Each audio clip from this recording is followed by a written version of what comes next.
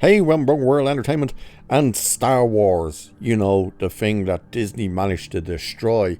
Well, other than The Mandalorian and Grogu, which is coming out next year, there is another movie that is officially in the works, amongst the 5,000 of the bloody things that they've announced and haven't come to function.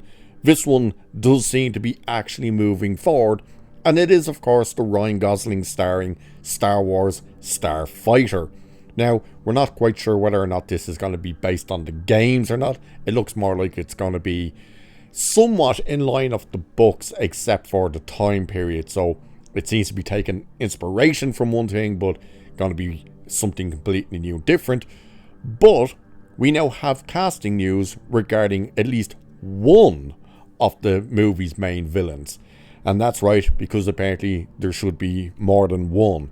So whether or not this is a Sith Lord and his apprentice or not, we don't know.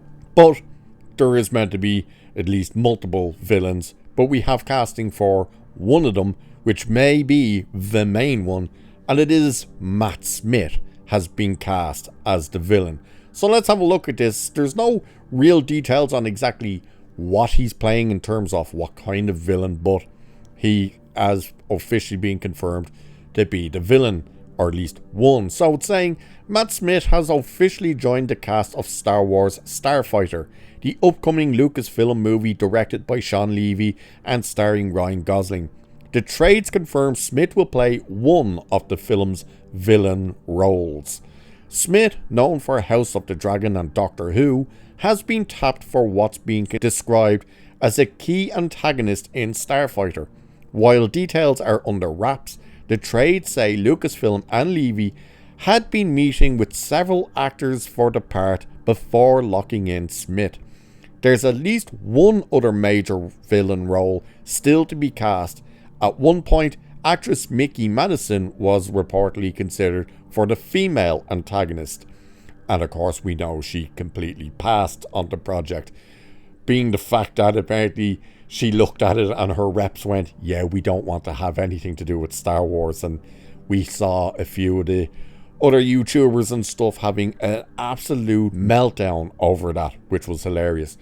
So it's saying this isn't Smith's first brush with Star Wars. Back in 2018, he was rumoured to appear in The Rise of Skywalker as a younger version of Palpatine. That role never happened, but in a past interview, Smith confirmed the character was part of a big story detail that didn't make it into the final script. Star Wars Starfighter is set 5 years after the events of Episode 9, The Rise of Skywalker. It's the first new Star Wars film to take place after the Skywalker saga. Plot details haven't been revealed, but Lucasfilm announced the project earlier this year at Star Wars Celebration in Tokyo. Shawn Levy of Deadpool and Wolverine is directing. The script is by Jonathan Tropper, who previously worked with Levy on the Adam Project. The film will begin shooting in fall of 2025 and is scheduled to hit theaters on May 28, 2027. So we have quite a long wait. And cast so far is Ryan Gosling, obviously in the lead role. Now we have officially Matt Smith as one of the villains, and Maya Goth in an unknown role. So this thing is coming together with casting news, and like that's now happening. Writers actually still in place and directors still there. This thing does seem to be actually moving forward, unlike so many of the other Star Wars projects that they've announced over the years. So the question now is, will there be interest in this movie? And it all really depends on what happens with Mandalorian and Grogu. Now, that movie does have an uphill battle. Not just is it going to be the first Star Wars movie back on the big screen since the disaster that was Rise of Skywalker, but it will essentially be the story that was going to be season 4 of The Mandalorian. So you're kind of alienating a lot of kind of the average moviegoer, being the fact that it'll be, you'll probably have to watch the first 3 seasons and at least the 2 episodes of Book of Boba Fett to get what's going on in this movie, to be able to follow along and understand who these characters are and stuff like that. And I think that is a bit of a mistake on Disney and Lucasfilm's part to invest this type of effort into a movie that you are going to have to invest time into watching other things to get to know what's happening in this movie. Because I doubt they're going to drop this movie as something that you don't have to see. They'll try and market that way. They will say, oh, you don't worry, you don't have to have seen The Mandalorian to understand what's going on in it. You will. Of course you will. You're going to be seeing these two characters together going around the universe, meeting people that they've met in the series. Of course you're going to have to watch it. So that is where that has the uphill battle. But it's also the case of, is there too much brand damage done to Star Wars from Disney? If Mandalorian and Grogu absolutely tanks at the box office, and realistically, there was a time you'd think that was unthinkable. There's no way a Star Wars movie could fail, and then we saw what happened with Solo. If it fails, and fails badly, that will be a bad sign for Starfighter. Now again, one of the reasons that Mandalorian and Grogu could fail is the fact that it would be the case of you need to have watched 3 seasons of this show and 2 episodes of this show to understand what's going on in this movie. So that is one element that you could take away.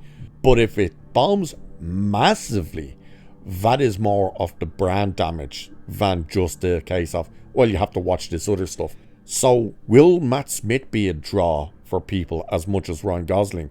Don't know, because realistically, the guy's movie career has not really taken off.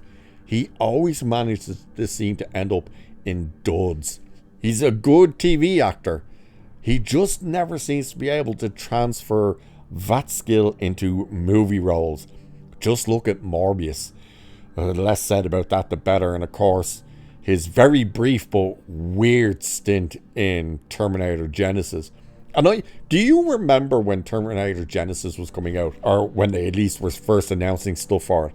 The very first promotional images they put out, Matt Smith was front and center alongside Jay Courtney and Emilia Clarke. Do you remember that?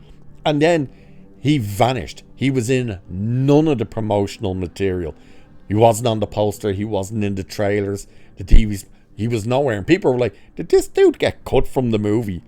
And then, of course, we find out why they hit him. But overall, his movie career just has not taken off the way I think people were expecting it to. And I don't know if joining Star Wars is going to do him any favors. We'll have to wait and see. It's a good casting choice. He could be a really good villain. Just look at him as Daemon Targaryen. You know, he's fantastic in House of the Dragon. So, you know, if you could bring that kind of charisma and stuff into the Star Wars, it could work.